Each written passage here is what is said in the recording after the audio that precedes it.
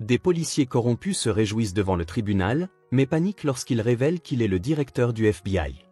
Elliot Grave entra dans le palais de justice, ses chaussures cirées claquant régulièrement sur le sol en marbre. L'air était chargé de murmures, un courant de voix agitées tourbillonnant dans la galerie bondée. Tous les sièges étaient occupés, et les spectateurs se penchaient en avant, l'anticipation resserrant leur posture. À la table des accusés, 4 hommes en uniforme étaient assis avec un air de nonchalance pratiquée. Les officiers Harrington, Blake, Rousseau et Miller, les visages illuminés par l'amusement, leur confiance indubitable, leurs uniformes impeccables, leur comportement inébranlable. Ils échangèrent des regards, les plus infimes esquisses de sourires narquois jouant sur leurs lèvres, comme s'ils avaient déjà gagné. L'expression d'Elliot resta indéchiffrable alors qu'il avançait. Chaque pas était contrôlé, mesuré, démentant la tempête qui couvait sous son extérieur calme. Il avait appris depuis longtemps à ne pas trahir ses émotions trop tôt, une expression déplacée, un regard déplacé, le moindre changement de posture, tout signe de défi pouvait être déformé, manipulé, utilisé comme preuve contre lui. Cela, il le savait, alors il ne leur donna rien. Il se glissa dans son siège sans hésitation, sa seule présence attirant l'attention des officiers. Leurs sourires s'élargirent, leurs épaules se redressèrent avec cette aisance qui vient de la certitude. Ils n'étaient pas seulement confiants, ils célébraient déjà. Leurs regards se tournèrent vers le juge, puis se regardèrent comme des joueurs d'une équipe gagnante, sur le point de recevoir leur trophée. L'accusation faisait à peine un effort.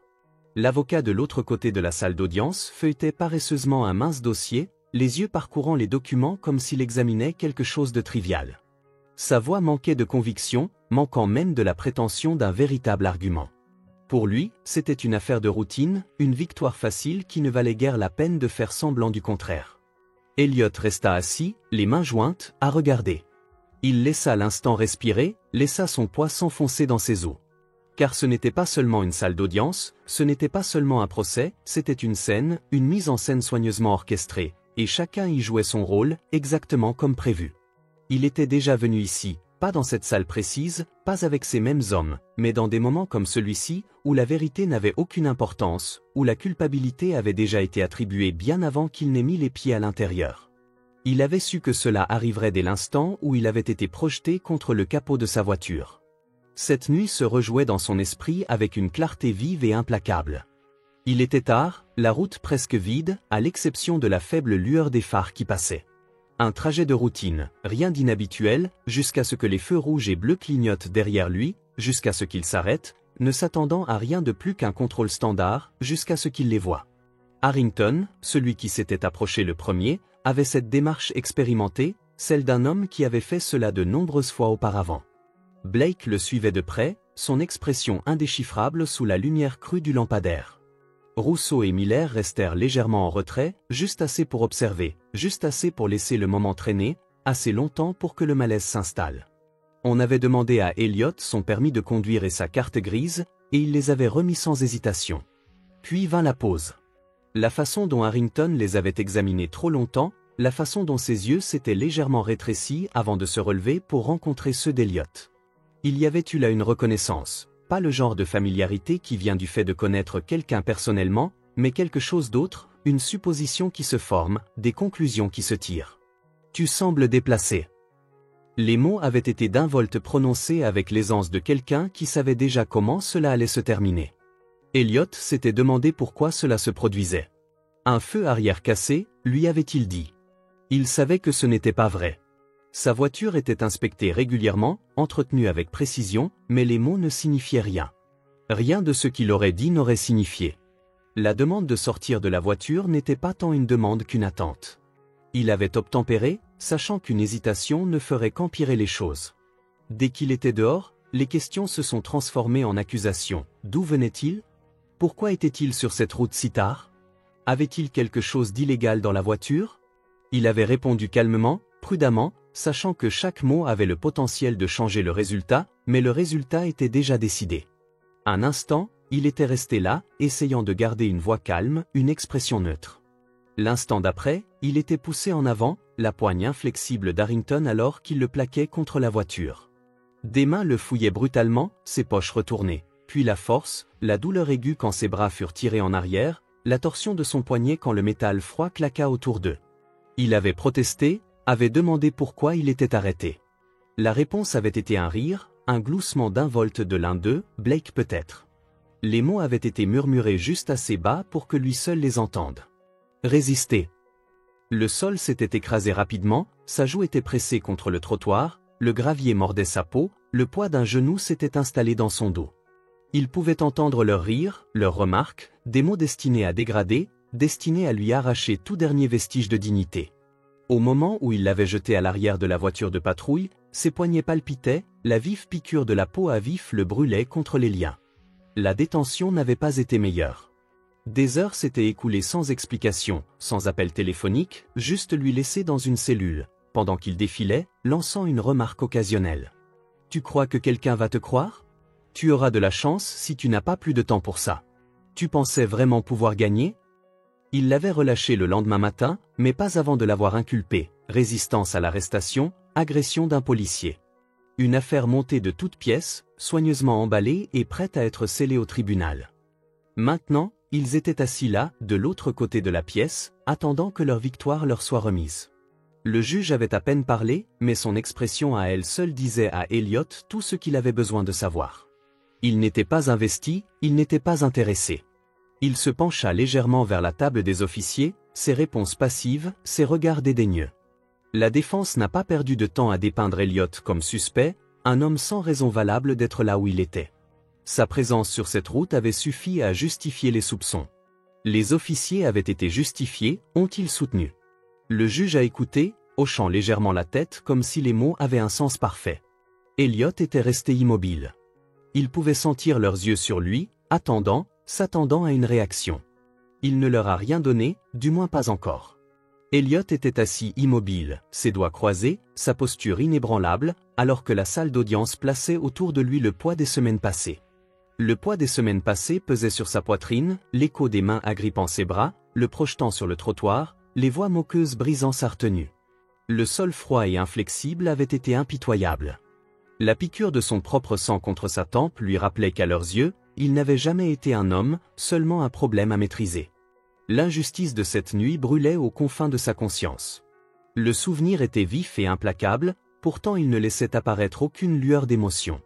Harrington se pencha plus près de Rousseau, la voix basse, mais pas assez. L'amusement dansait dans sa voix alors qu'il marmonnait quelque chose, et Rousseau expira brusquement en réponse, un rire à peine dissimulé s'échappant de ses lèvres. Leur confiance grandissait, leur certitude épaississait l'air autour d'eux. Ils étaient habitués à ce jeu, habitués à jouer leur rôle avec une facilité éprouvée, sachant que les pièces tombaient toujours en leur faveur. Blake s'enfonça davantage dans son fauteuil, les bras croisés sur sa large poitrine, le sourire légèrement étiré, expression d'un homme qui célébrait déjà sa victoire. Le lent tapotement de ses doigts sur son coude, la posture détendue de ses épaules, chaque mouvement exprimait une arrogance calme et inébranlable. Le juge avait presque fait signe de sa position, et à chaque instant qui passait, la conclusion de ce procès semblait inévitable. Elliot resta immobile, son silence calculé, son immobilité délibérée.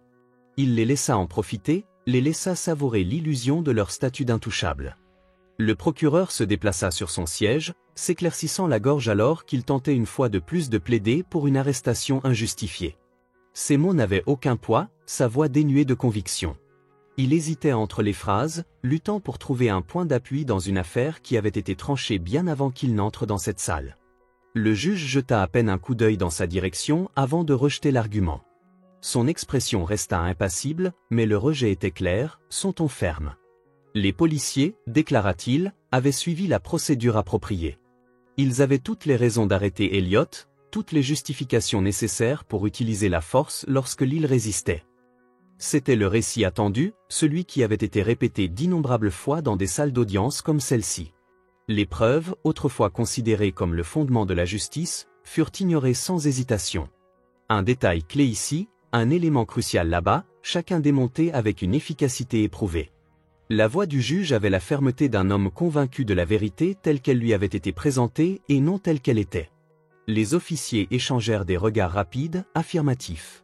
Leur suffisance n'était plus contenue, leur certitude solidifiée. Ils avaient gagné. L'affaire se déroulait exactement comme ils l'avaient prévu. Elliot les laissa y croire. L'instant s'étira, lourd du poids de ce qui allait arriver. Le marteau du juge flottait à quelques secondes de sceller l'issue, le dernier clou dans le cercueil d'une autre affaire fabriquée. Puis Elliot parla.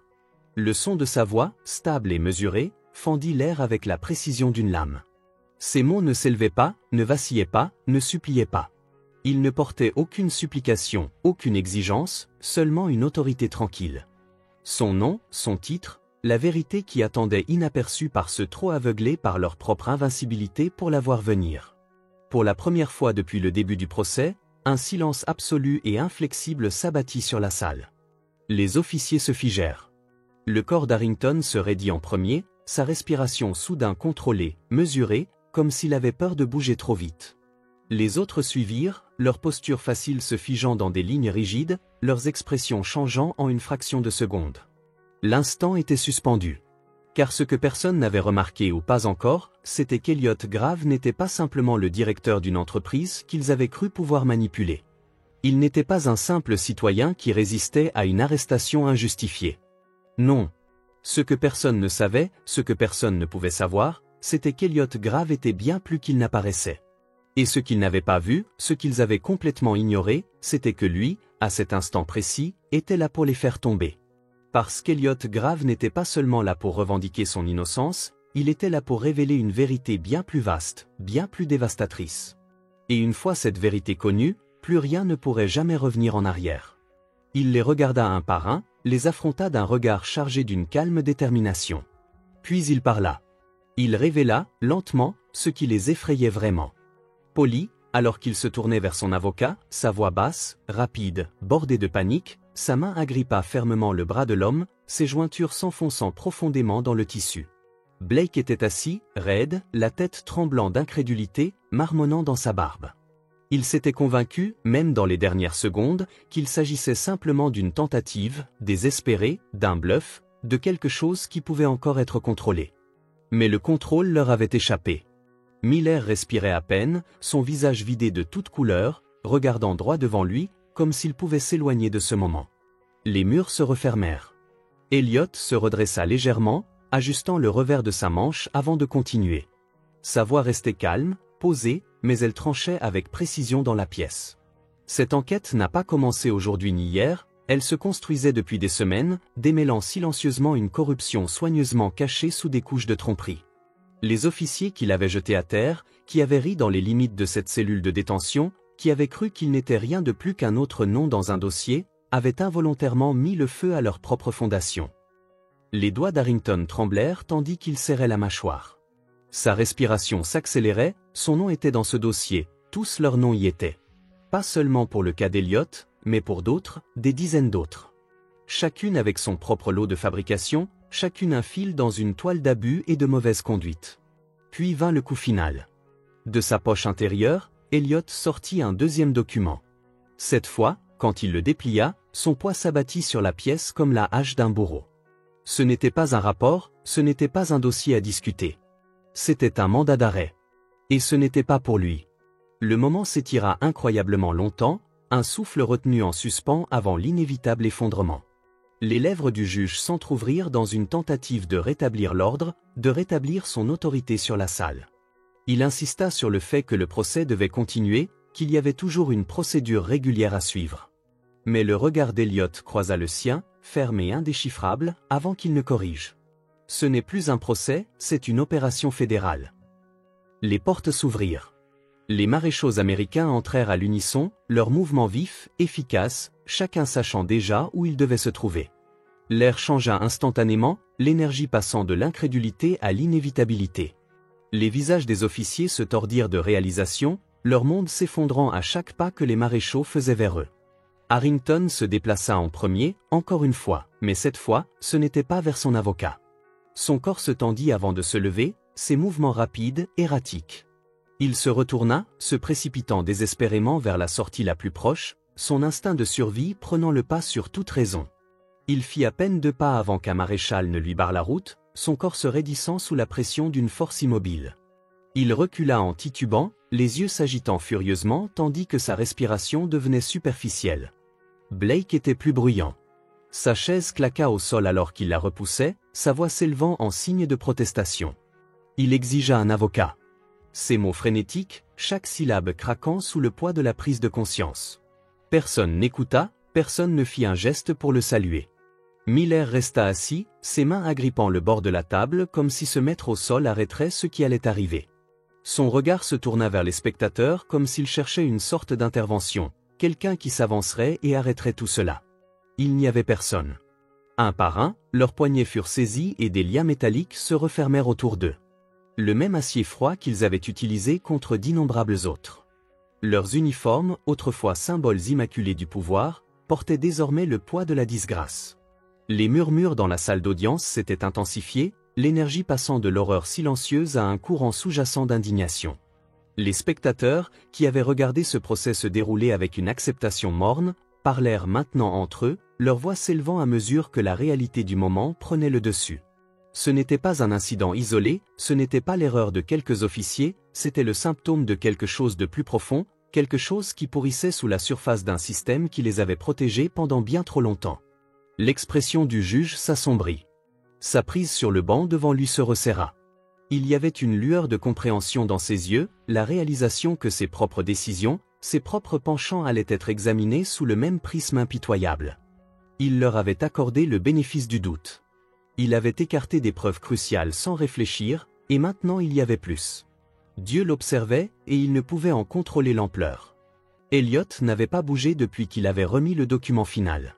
Il n'avait plus parlé, n'avait pas prononcé de derniers mots ou de déclaration. Il était simplement assis, les mains jointes, l'expression indéchiffrable, tandis que les policiers étaient emmenés dehors, leurs pas lourds sur le sol poli. Il regardait, rien de plus. Le pouvoir avait changé, le jeu était terminé. La nouvelle éclata avant même que les portes du tribunal ne soient complètement fermées. Les gros titres se répandirent comme une traînée de poudre, illuminant les écrans, dominant les émissions et inondant les réseaux sociaux d'une tempête incessante d'indignation publique. Les noms de Harrington, Blake, Rousseau et Miller n'étaient plus protégés par le badge qu'ils portaient depuis des années. Ils étaient placardés sur les gros titres nationaux, leurs crimes disséqués dans chaque salle de rédaction, leurs visages rediffusés dans des boucles infinies d'images alors qu'ils étaient emmenés menottés.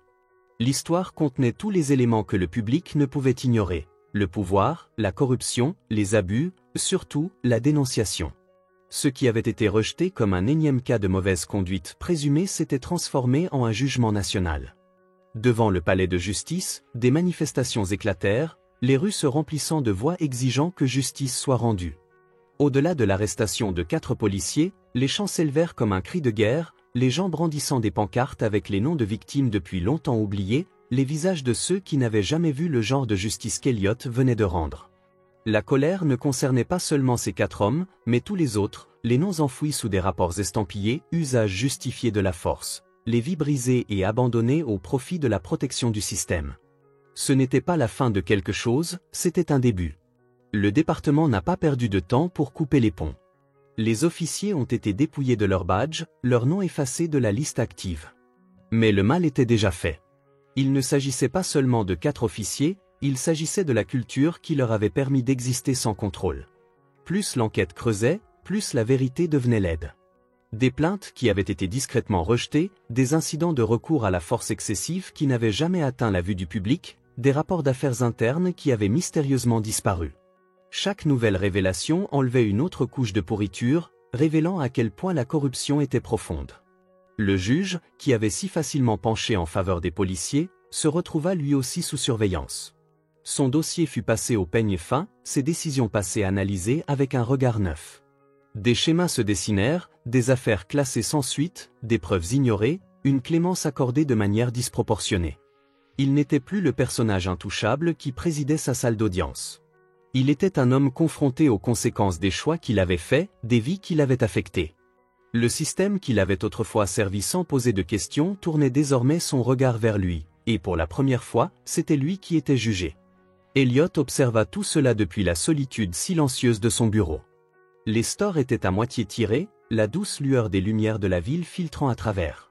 La télévision diffusait sur le mur du fond, toutes les chaînes diffusaient la même histoire, les mêmes images, la même dissection de la façon dont tout cela s'était déroulé. Son nom était prononcé avec révérence par certains, avec ressentiment par d'autres. Mais il ne se souciait ni des éloges, ni de la condamnation. Il n'avait jamais fait cela pour la reconnaissance. Il se renversa dans son fauteuil, expirant lentement en absorbant le poids de tout cela. C'était une victoire, mais ce n'était pas la justice. La vraie justice aurait voulu que cela ne se soit jamais produit. Cela aurait voulu que les gens qui manifestèrent dans les rues ne brandissent pas de pancartes avec des noms qui auraient dû être encore là. Cela aurait voulu dire que le système n'avait pas été conçu pour protéger ceux qui en abusaient. C'était une bataille gagnée, mais la guerre faisait toujours rage. Son esprit se tourna vers les visages de ceux qui l'avaient précédé, ceux qui avaient mené ce même combat et avaient été engloutis par le système même qu'ils avaient essayé de changer. Il pensa aux familles qui ne verraient jamais la justice, aux noms qui ne feraient jamais la une des journaux, aux dossiers qui resteraient enfouis sous des excuses bureaucratiques et des communiqués de presse soigneusement rédigés. Il avait eu un impact, mais ce n'était qu'une brèche dans une machine conçue pour résister à bien pire. Son regard se tourna vers la pile de dossiers sur son bureau, des dossiers attendant d'être ouverts, des rapports attendant d'être lus. Chacun d'eux était une vie prise dans le collimateur de l'injustice, chacun exigeant plus qu'un titre ou un moment d'indignation. Il savait qu'il valait mieux ne pas croire qu'une victoire puisse démanteler les fondations d'un système construit pour se maintenir lui-même. Il savait que ce n'était que le début d'un autre combat. Un coup sec à la porte le tira de ses pensées. Le son était ferme mais hésitant, comme si la personne de l'autre côté ne savait pas si elle devait être là. Il laissa le silence s'étirer un moment avant de les appeler à entrer. Le jeune officier rentra, son uniforme soigneusement repassé, sa posture raide par le genre de nervosité qui surgit devant quelqu'un qui vient de secouer les fondations de l'institution qu'il avait choisi de servir. Il hésita avant de déposer une enveloppe cachetée sur le bureau d'Elliot, hochant la tête une fois avant de reculer aussi vite qu'il était venu. Elliot fixa l'enveloppe pendant un long moment avant de la prendre. L'écriture sur le devant était soignée, précise. Il reconnut immédiatement le nom. Il s'agissait d'un officier fraîchement sorti de l'académie, un homme qui avait vu tout ce qui se passait et avait choisi de parler, alors que tant d'autres étaient restés silencieux. La lettre était brève mais lourde de sens. Un merci, non seulement pour avoir dénoncé la corruption, mais pour avoir prouvé que c'était possible, pour avoir montré que le système n'était pas intouchable, pour avoir fait en sorte que ceux qui se croyaient invincibles affrontent enfin les conséquences de leurs actes. Elliot laissa les mots reposer, leur poids pesant sur quelque chose au plus profond de lui-même. Il ferma les yeux un instant, se laissant respirer, avant de reposer la lettre. La guerre n'était pas terminée, le travail n'était pas terminé. Il se leva, ajusta sa cravate et se dirigea vers le prochain combat. Si ces histoires vous touchent, alors imaginez plonger encore plus profondément dans des récits inspirants et bouleversants. Des histoires vraies, des parcours de vie extraordinaires, des combats contre l'injustice et des triomphes qui défient toutes les attentes. Découvrez Je sais pourquoi chante l'oiseau en cage de Maya Angelou, Une vie de Simone Veil ou encore Nelson Mandela, La couleur des sentiments, des témoignages puissants de résilience et de courage. Si vous aimez les grandes histoires de revanche et de justice, Le Comte de Monte Cristo ou Ne tirez pas sur l'oiseau moqueur vous captiveront. Et pour des récits qui célèbrent la différence et la force intérieure, Wonder et La couleur des sentiments sont des incontournables. Vous trouverez tous ces livres en description de la vidéo, n'hésitez pas à cliquer pour les découvrir et vous laisser emporter par ces histoires qui résonnent avec celles que nous racontons ici. Ce sont des liens d'affiliation, c'est-à-dire que si vous achetez un livre en passant par un lien, nous toucherons une petite commission, ce qui aide la chaîne à se développer. Nous vous en remercions d'avance. Avant de partir, dites-nous d'où vous regardez cette vidéo dans les commentaires.